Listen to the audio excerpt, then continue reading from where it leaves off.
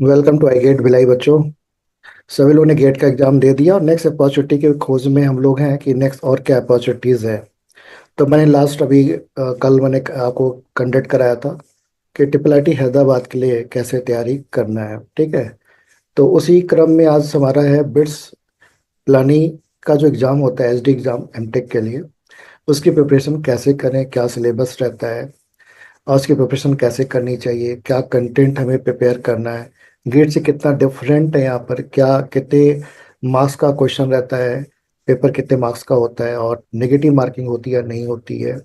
एक complete detail हमको देने वाले हैं आयुष शर्मा, जो कि बीआईटी दुर्ग के पास आउट है। अभी ये बिट्स के अंदर में करेंटली एमटेक कर रहे हैं। तो welcome Ayush. Thank you sir. तो अ, आयुष, अभी सारे स्टूडेंट लाइव में हैं आपके जूनियर्स, जी और जी इनको बेसिकली आपको पूरा बिट्स का overall information point two point देना है कि सिलेबस के बारे में, कि सिलेबस क्या है, कितने आवर का पेपर होता है, क्या क्या सिलेबस के अंदर में है, किस सब्जेक्ट को ज़्यादा फोकस करना है, एक्स्ट्रा क्या है, एक्स्ट्रा कैसे पढ़ना है। और बिट्स के अंदर में चूंकि आपको मालूम है सीएस के अंदर में भी एमटेक होता है और एसएस के अंदर में भी रहता है। एम सीएस और एसएस में कितना डिफरेंस है, क्वालिफाई मार्क्स क्या लाना है वहाँ पर एडमिशन के लिए। प्लानी भी है, गोवा भी है, हैदराबाद भी है। ठीक है। वो सारी अपॉर्चुनिटीज वन बाय वन धीरे धीरे आपको एक्सप्लेन करना है। आगे मैं और भी क्वेश्चंस पूछ लूंगा आपसे, जहाँ पर आप जी सर। बोलेंगे और बच्चे भी अपना क्वेश्चन पूछेंगे चैट के अंदर में। जी सर। तो स्टार्ट करें सर। बिल्कुल बिल्कुल, स्टार्ट कर लीजिए आप। तो बिट्स एचडी आपको जैसे पता होगा कि हायर डिग्री का एग्जाम होता है। बहुत आसान रहता है इसे क्रैक करना।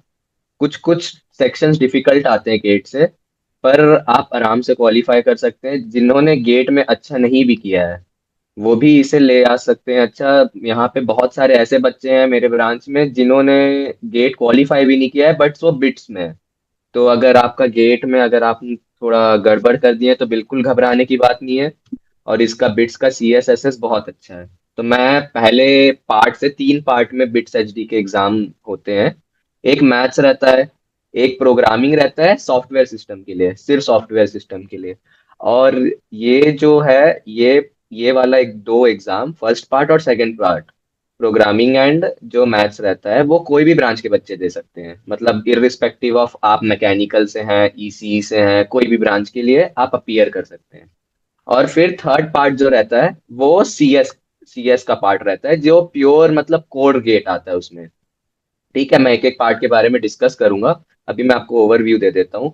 वो कोर गेट के बारे में आता है जिसे सिर्फ सी एस ब्रांच के बच्चे दे सकते हैं, ओनली सी एस। नहीं, आईटी भी तो तो ना, आईटी वाले भी दे हाँ सकते हाँ, सी एस आई टी मतलब जो गेट वाले बच्चे हैं, जो गेट सी एस पेपर में अलाउड है वही। हैं। Okay okay. तो अब मैथ्स, इधर पे एक जनरल सेक्शन रहता है फर्स्ट पार्ट, जिसमें मैथ्स आता है, इंग्लिश आता है और एप्टीट्यूड आता है। मैथ्स ध्यान में रखिएगा कि गेट से बहुत हाई लेवल रहता है। बहुत ही मतलब अच्छा आता है, मैथ्स बहुत अच्छा आता है। तो मैं आपको ब्रीफली टॉपिक्स बताऊंगा जो जो मैंने पेपर में देखा था। मैं सारे टॉपिक्स आपको नहीं बताऊंगा, ये पेपर में क्या क्या मेन टॉपिक्स आए थे मैं आपको ये बता दूंगा कि आप वो टॉपिक में फोकस कर सके। देखिए, एप्टीट्यूड और इंग्लिश पार्ट जो है मैं पहले बता दे रहा हूँ, वो पूरा गेट का है। अगर आपने गेट पढ़ा है अच्छे से तो आपसे एप्टीट्यूड और इंग्लिश बन जाएगा वो पेपर का। बट मैथ्स काफी डिफिकल्ट रहता है। तो अगर नहीं बन रहा है, मेरे समय में मैंने मैथ्स के 6 से 7 क्वेश्चन बनाए थे 30 में से। तो बिल्कुल भी घबराने की बात नहीं है, सबके लिए डिफिकल्ट है। तो मैं आपको मेन मेन चीजें बता देता हूँ जो मैथ्स में पूछा गया था। तो उसका कैलकुलस, प्रोबेबिलिटी, अलजेब्रा, डिस्क्रीट में भी ग्राफ्स वाफ्स कम थे। बाकी वो प्रोबेबिलिटी और लीनियर परमुटेशन एंड कॉम्बिनेशन, कितने ये बन सकते हैं, कितने वो बन सकते हैं, वो सब क्वेश्चन ज्यादा थे। और डिफरेंशियल इक्वेशन, ये ग्राफ में बहुत भरा था और अच्छे लेवल का था। तो आपको अगर मैथ्स करना है अच्छे से तो ये सब में बहुत ज्यादा फोकस करना पड़ेगा, और मैथ्स मेन रहता है इसका। तो ठीक मैथ्स है। के अंदर में जो आपने टॉपिक बताया है कि जी सर। मैट्रिक्स रहेगा, कैलकुलस रहेगा, प्रोबेबिलिटी रहेगा, परमुटेशन रहेगा, डिफरेंशियल इक्वेशन भी रहेगा इसमें। ये रहेगा, और डिस्क्रीट में मतलब वो सर एनसीआर, मतलब आपने पढ़ाया होगा, मतलब आप जैसे पढ़ाते थे कि कितने ग्राफ्स बन सकते हैं, कितने पॉसिबल है, वैसे टाइप के आते हैं कि हाउ मैनी। मैथ्स में भी है क्या फोरियर ट्रांसफॉर्म वगैरह ऐसा भी आता है क्या? नहीं। हाँ सर, आता है। मैथ्स अच्छा आता है और उसका थोड़ा सिलेबस वास्ट होता है। मैं मेन मेन टॉपिक्स ही बताया हूँ कि ओके ये मतलब 70% ऑफ द पेपर में ये रहता है। Okay okay. मतलब बहुत कुछ अच्छा आता है। हम्म। और फिर ये आपका फर्स्ट पार्ट हो गया। अगर नहीं बन रहा है आपसे मैथ्स तो टेस्ट में घबराने की बिल्कुल जरूरत नहीं है, क्योंकि मेरे समय में भी मुझसे भी नहीं बना था और किसी से नहीं बना था। ठीक है, जितना बनता है आप अटेम्प्ट कीजिए। और हमारे समय में पहली बार नेगेटिव मार्किंग इंट्रोड्यूस हुआ था। ये सबका मतलब मैं आपको जो बताते जाऊंगा। फर्स्ट में +3 -1 हर जगह। ठीक है। और ये जो आपका जनरल सेक्शन है फर्स्ट पार्ट, उसके 30 क्वेश्चन आपको मिलेंगे। मोस्टली मैथ्स रहता है, कुछ इंग्लिश के 2-3 क्वेश्चन रहते हैं, और कुछ एप्टीट्यूड के, मतलब 20 क्वेश्चन अराउंड आप मैथ्स के एक्सपेक्ट कर सकते हैं, 10 में इंग्लिश और एप्टीट्यूड एक्सपेक्ट कर सकते हैं। ठीक है। फिर सेकंड पार्ट रहता है प्रोग्रामिंग। ये कॉमन टू ऑल रहता है, ये सारे ब्रांच के बच्चे अपीयर करते हैं। तो इसमें मोस्टली क्या पूछा जाता है, सी प्रोग्रामिंग। जैसे आपको पॉइंटर्स के क्वेश्चन हो गए कि इसका आउटपुट क्या होगा, ये वेरिएबल क्या, मतलब इसका ये फिल इन द ब्लैंक्स की इधर भर दीजिए, कोड कंप्लीट कीजिए। तो मेनली ये रहते हैं। और ये इसका जो सी प्रोग्रामिंग भी आता है बहुत इजी आता है, बहुत इजी, मतलब लोअर देन गेट लेवल। ठीक है, ये वाला part lower than GATE level रहता है। 40 से 50% ऑफ द पेपर में इसके 50 क्वेश्चंस आते हैं। तो 40 से मतलब 30 से 50% आप सी प्रोग्रामिंग के क्वेश्चंस एक्सपेक्ट कर सकते हैं। जो बाकी बचा मैं आपको मेन मेन बता देता हूँ। डीबीएमएस आता है कि ये दो टेबल दे देते हैं, जिसे ज्वाइन करेंगे तो क्या टेबल बनेगा, कितने मतलब रोज रहेंगे, कितने कॉलम्स रहेंगे, ये सब क्वेश्चंस आप एक्सपेक्ट कर सकते हैं डीबीएमएस में। Object oriented analysis and design आता है, मतलब basic principles of abstraction, encapsulation क्या होता है, इनहेरिटेंस क्या होता है, ये सब आप एक्सपेक्ट कर सकते हैं। सॉफ्टवेयर इंजीनियरिंग एंड मैनेजमेंट आता है उसमें, जैसे कि ब्लैक बॉक्स मॉडल क्या होता है। बहुत आसान आसान, मतलब बहुत आसान रहता है ये वाला पेपर। आप ओईडी और सैम अगर कॉलेज में पढ़े होंगे तो आराम से निकल जाएगा ये वाला पेपर। और सीएन अच्छा आता है। सीएन में इसका टॉपिक है ओएसआई मॉडल और टीसीपी आईपी। ज्यादा नहीं पूछते बिट्स में। तो सीएन आपको पूरा वास्ट पढ़ना नहीं जरूरत है। ओएसआई बस देख लीजिए, टीसीपी आईपी देख लीजिए, हो गया बस। और ओएस आता है कुछ कुछ। ये मैं मेन टॉपिक्स बता रहा हूँ, बाकी आपको मतलब ये मैं मेन टॉपिक्स इतना बताया कि 60 to 80% पेपर आपको इन टॉपिकों से मिल जाएगा। बाकी 20% भी आपको अगर कवर करना है तो सब पढ़ के जाओ। ठीक है। अब ये सबसे डिफिकल्ट सेक्शन आता है। ये थोड़ा सीएस का सेक्शन है। और इसमें क्या है कि क्वेश्चन थोड़े ज्यादा रहते हैं, 70 क्वेश्चन रहते हैं।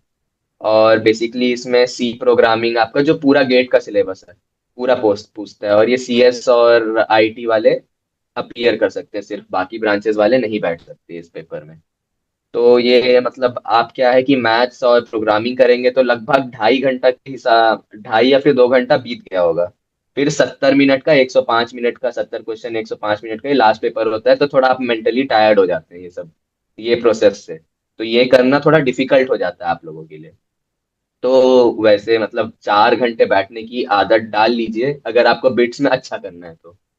मतलब सिर्फ बैठ जाओ, क्योंकि क्वेश्चन तो आसान ही आते हैं, बना तो लोगे ही। 4 सवा 4 घंटे बैठने की एक बार में आदत डाल लीजिए। ठीक है। तो इसका ये जो गेट सिलेबस मैंने थर्ड पार्ट बता रहा हूँ, उसका मेन टॉपिक्स आता है सीओए, आर्किटेक्चर बहुत पूछा जाता है इसमें। कि कितने ये कौन से मेमोरी ऑर्गेनाइजेशन के क्वेश्चन, पेजिंग के क्वेश्चन देखने मिलेंगे बहुत, ये सब मतलब मेन मेमोरी ऑर्गेनाइजेशन से बहुत पूछते हैं। पूरा पेपर मैंने जब मैंने बैठा था तो बहुत थे। सी प्रोग्रामिंग और कंप्यूटर ऑर्गेनाइजेशन बहुत क्वेश्चन मिलेंगे। और सी प्रोग्रामिंग के आसान क्वेश्चन नहीं रहेंगे, कंफ्यूजिंग रहेंगे, मतलब गेट से भी अच्छे क्वेश्चन भी मिल सकते हैं एक तो आपको। तो डरना नहीं है, उन सबको छोड़ देना है अगर नहीं बन रहा है तो, क्योंकि घबराने की बात नहीं है, इसमें निकालना बहुत आसान है। मैं आपको कटाव बताऊंगा तो आपको भी लगेगा कि अच्छा खासा आप निकाल सकते हैं। फिर सीडीटीओसी से कुछ नहीं आता है इसमें, मतलब मेरे पेपर में कुछ नहीं आया था, एक क्वेश्चन नहीं है, एक क्वेश्चन आया होगा सीडीटीओसी से 70 में से एक दो। तो वो ना के बराबर। और एल्गो में आपको रटना चाहता है कि जैसे कि उसने मर्ज सॉर्ट लगा दिया, मर्ज सॉर्ट का टाइम कॉम्प्लेक्सिटी पूछ दिया, मर्ज मर्ज सॉर्ट का स्पेस कॉम्प्लेक्सिटी भी पूछ सकता है। मतलब वो रटने वाले क्वेश्चन ज्यादा आते हैं एल्गो में, कि आपको सब चीज हर एल्गोरिदम के टाइम कॉम्प्लेक्सिटी और स्पेस कॉम्प्लेक्सिटी याद रहने चाहिए। ठीक है। ओएस में शेड्यूलिंग की क्वेश्चंस बहुत थे, थोड़े घुमा फिरा के पूछता है, आप बना लोगे इनडायरेक्टली, मतलब गेट लेवल का ही रहता है। एक दो क्वेश्चन आपको डराने के लिए दे दिया जाएगा। ठीक है, उसे छोड़ देना। और सीएन अच्छा खासा आता है। सीएन भी इसमें बहुत की नॉर्मल, मतलब आप डीप में नहीं जाना है, जैसे हम सर ने तो बहुत डीप में पढ़ाया होगा। ऊपर ऊपर से आता है कि नंबर ऑफ पैकेट्स इधर कितने गए, वो अनरिलायबल कौन सा नेटवर्क होता है, TCP IP UDP you TCP, ऐसे टाइप के क्वेश्चंस आपको देखने मिलेंगे। डीएसए अच्छा आता है, data structure and algorithm. Algorithm से डायरेक्ट क्वेश्चन नहीं आते हैं। मतलब आपको, जैसे आप प्रोग्रामिंग में करते हैं कि आपको एक सिनेरियो दे दिया, सिनेरियो में आप इसका एक एल्गोरिदम बताइए कि लीस्ट कॉम्प्लेक्सिटी में लीस्ट टाइम कॉम्प्लेक्सिटी क्या होगी अगर आप इसका एल्गोरिदम डिजाइन करेंगे। तो एप्लीकेशन बेस्ड आते हैं एल्गो के।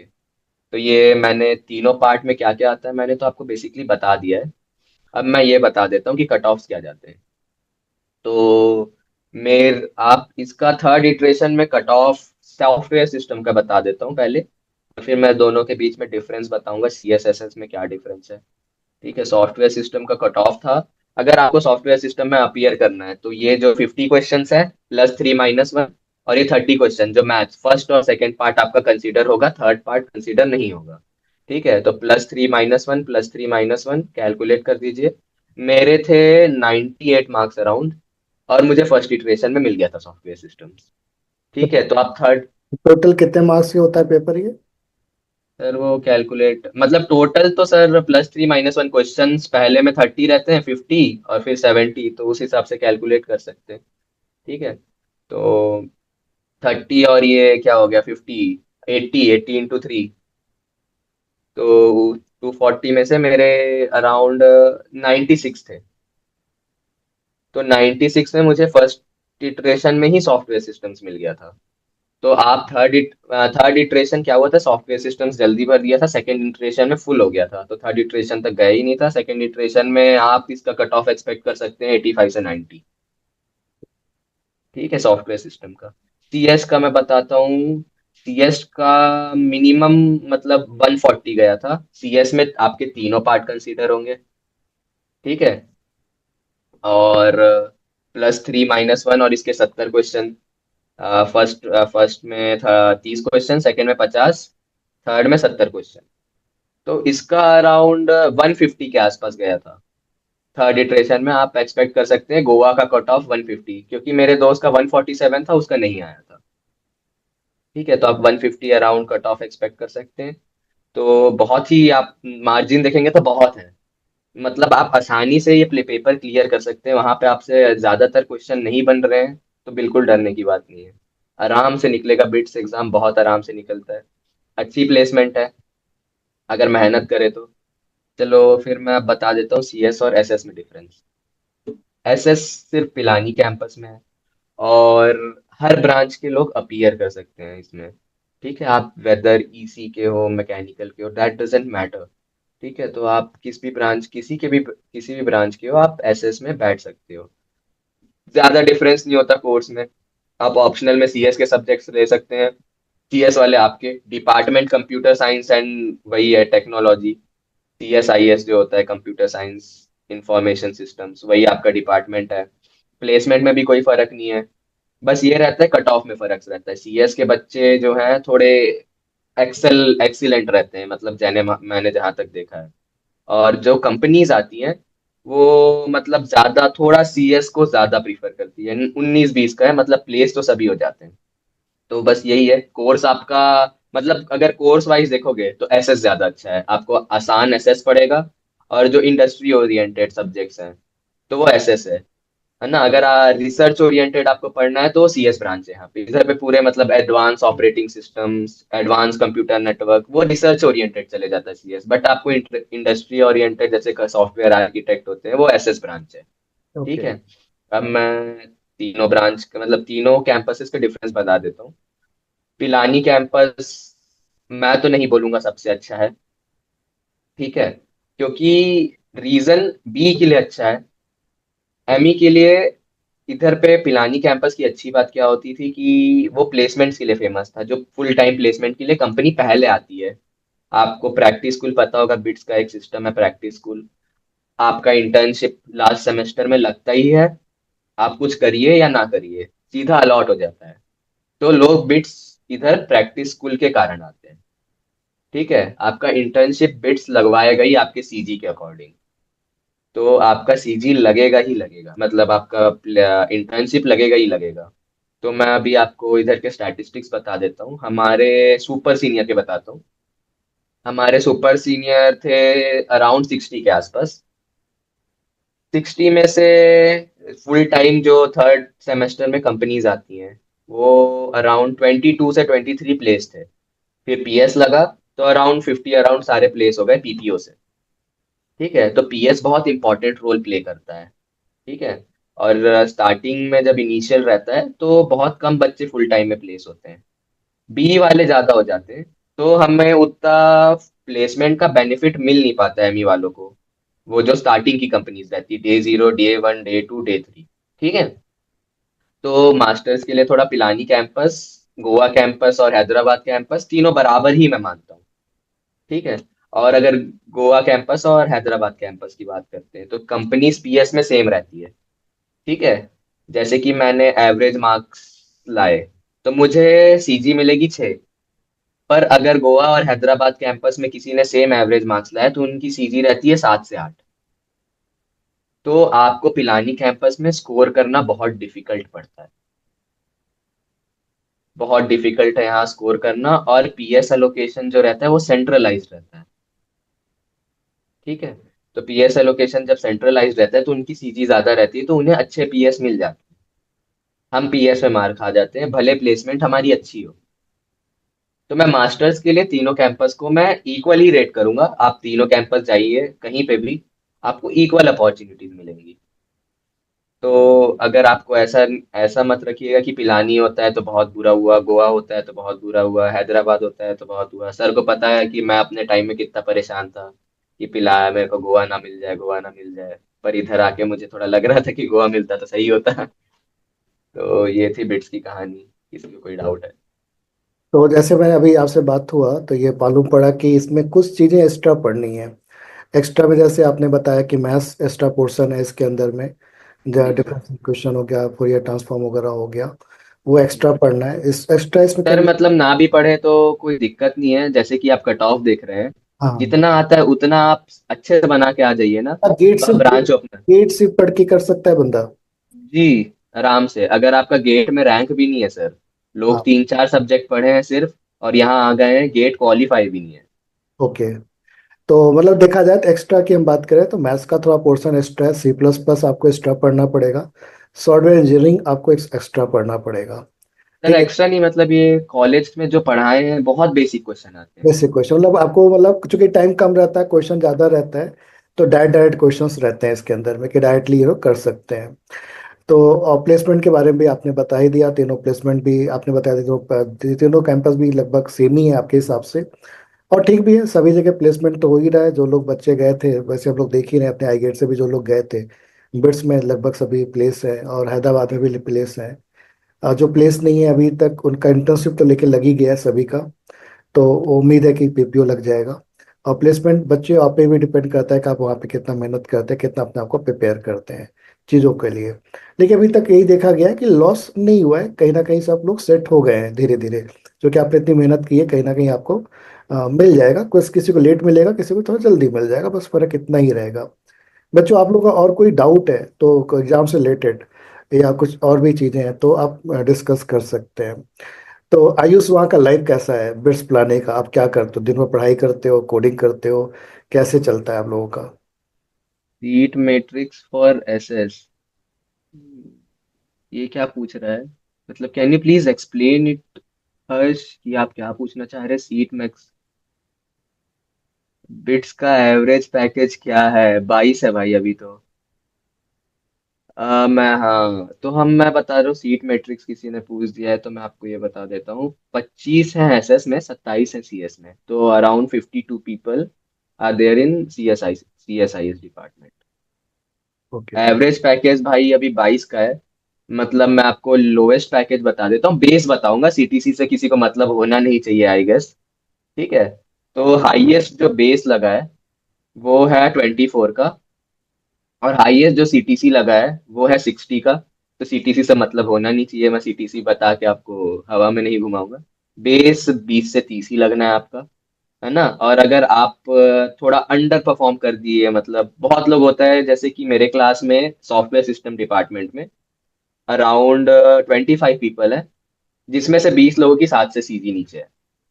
ठीक है, तो वो लोग थोड़ा अंडर परफॉर्म कर गए, तो आपका अगर ड्रीम कंपनीज में नहीं भी हुआ तो मिनिमम बेस इधर पे है 4 ME का बेस। मतलब आपके घुमा फिरा के 1 लाख, अगर पीएस में भी पीपीओ मिल गया तो आप 1,90,000 कमा ही रहे हैं। तो ठीक है, ये तो अच्छा ही है। हाँ, मतलब बहुत ही अच्छा है। और जो बीआईटी में देख रहे हैं उस जो बीआईटी से, उन्हें पता ही है बेस कितना ही आता है उधर। हाँ। आयुष, मुझे एक चीज मेरे मन में एक डाउट आ रहा है।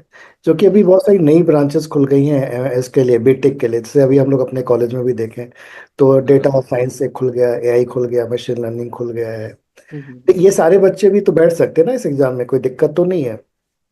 मतलब सर, हाँ सर, मतलब CS, main core CS matter करता है।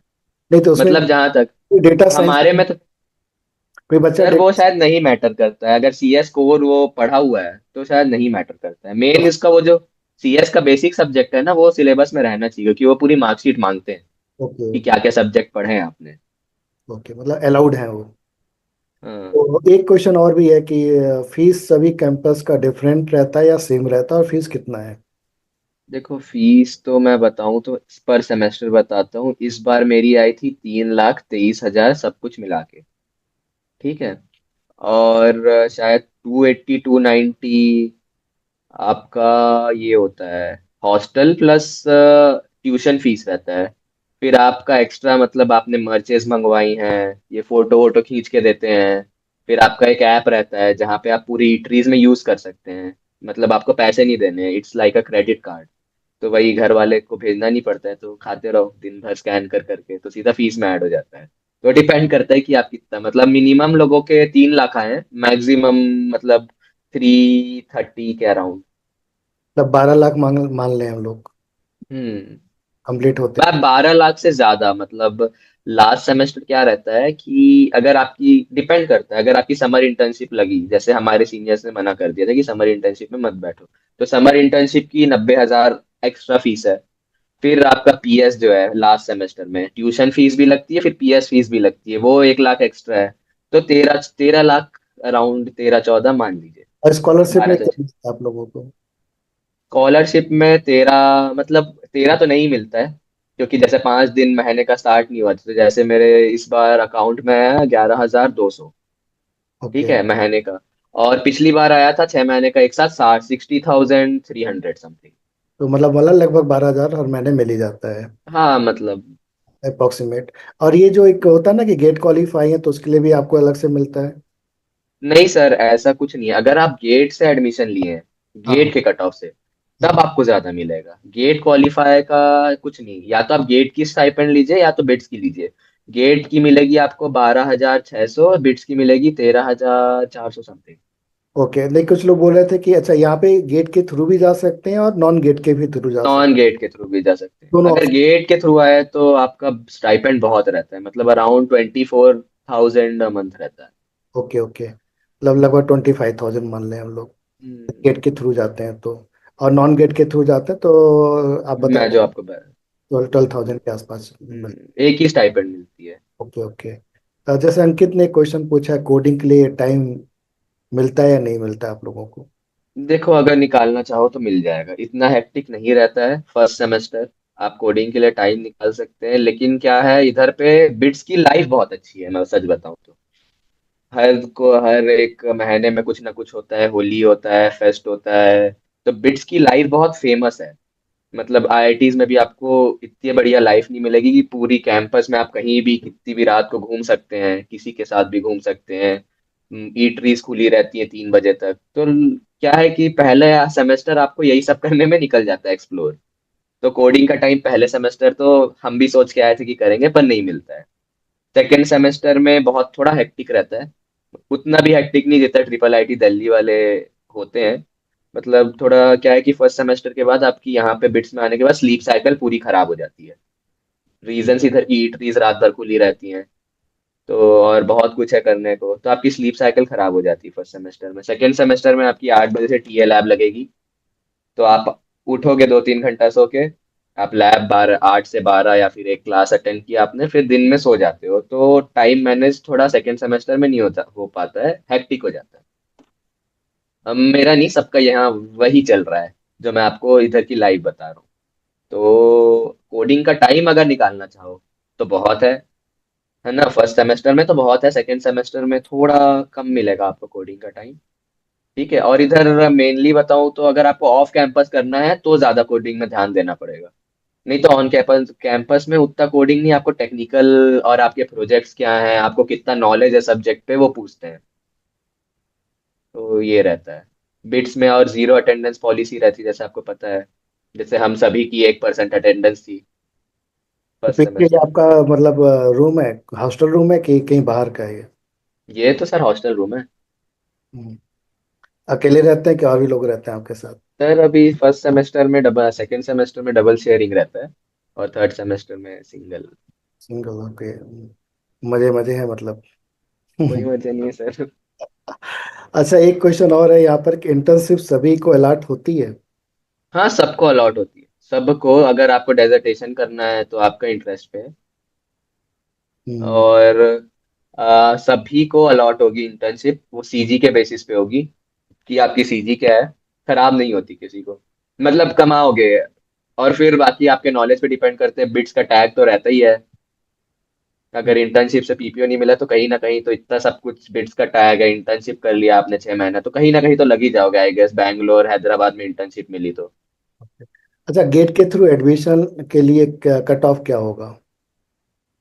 सर गेट के थ्रू वही आपको 150 के अराउंड आप एक्सपेक्ट कर मतलब सकते हो। आपको बता दो, मेरा मुझे जहाँ तक आइडिया है कि अपना जो आदित्य करके स्टूडेंट है अभी एक बिट्स हैदराबाद के अंदर में है, हाँ हाँ। 46 मार्क्स था गेट में।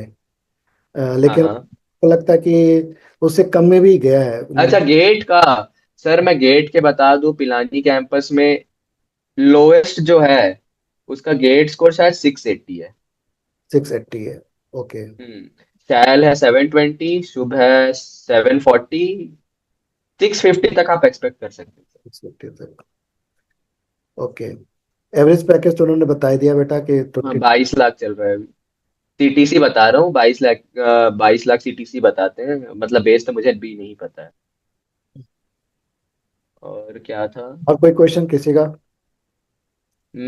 अटेंडेंस का कोई इशू नहीं होता है, नहीं होता है भाई, लेकिन जाना है क्लास, नहीं जाओगे तो फिर सीजी मेरे जितनी हो जाएगी। अपने आई गेट से और कौन कौन है वहां पर प्लानिंग में? Bits HD syllabus officially release, हाँ होता तो है, मतलब आई गेस मेरे को जहाँ तक याद है होता है, पर मैंने आपको मेन मेन टॉपिक्स बता ही दिए हैं, तो हम्म। उतना इशू नहीं होना चाहिए आपको सिलेबस। आई गेट भिलाई से सर हर्ष है, कल्पना है, रंजन है, और मैं हूँ। Okay okay. तो मुलाकात होती हाँ रहती है? जी सर, होता है। ओके। अच्छा, इसका पीआईक्यू वगैरह कहाँ से मिलेगा यदि हम पुराना पेपर चाहें तो? मैंने भी बहुत ढूंढा था, नहीं मिलता है? बहुत मुश्किल है। Okay okay okay. वहाँ पे अभी स्टार्टअप कल्चर क्या है, कैसा है? स्टार्टअप कल्चर बहुत अच्छा है, मेरे एक सीनियर है पर्सनल, प्रगट पंड्या, आप अभी CAFFAE.in सर्च करेंगे तो उनकी साइट है, उसमें मैंने भी बहुत कंट्रीब्यूट किया है रिएक्ट जेएस में, तो काफी अच्छा। का क्वेश्चन है यहाँ पर सर, क्वेश्चन जो है सब्जेक्टिव होते हैं या ऑब्जेक्टिव होते हैं पूरे? क्वेश्चन पूरे ऑब्जेक्टिव है, सब्जेक्टिव नहीं? मतलब सब्जेक्टिव हम्म। कंप्यूटर में, हाँ मतलब, नहीं नहीं, हाँ इसमें तो नहीं था, ऑब्जेक्टिव ही रहता है, पूरा ऑब्जेक्टिव रहता है, सब्जेक्टिव नहीं। इसमें तो नहीं था। बस आप बैठने की आदत डाल लो, मेरा सर दुख गया था 4-5 घंटा, 4 सवा 4 घंटा बैठने में, पहली बाकी तो सब सही होता। हाँ सर मैं नहीं बैठता, बार। वो तो गेट एग्जाम भी 3 घंटे का होता है, उसमें तो 2 बार वॉशरूम चले गया था मैं। सब बच्चों का अलग सर, अलग। सर इंटर्नशिप कौन से सेम में अलाउड हो जाता है, देखो फर्स्ट सेकंड सेम आपका सिर्फ कोर्स वर्क रहेगा, टीए वर्क रहेगा, रिसर्च प्रैक्टिस रहेगा, ठीक है। थर्ड सेम में आप बहुत फ्री हो जाओगे, क्योंकि थर्ड सेम में कंपनी आना चालू हो जाती है ना, जो आपका फुल टाइम प्लेसमेंट के लिए है। थर्ड सेम आपका पूरा प्लेसमेंट होगा, थर्ड सेम खत्म होते होते आपको पीएस अलॉट हो जाएगा, फोर्थ सेम पूरा पीएस रहता है, कोर्स वर्क कॉलेज में नहीं आना रहता, जहाँ आपका पीएस अलॉट हुआ आपको वहां जाके काम करना, बेसिकली इंडस्ट्री एक्सपीरियंस होता है, ठीक है। तो बेसिकली बिट्स का कोर्स 3 ही सेमेस्टर का होता है।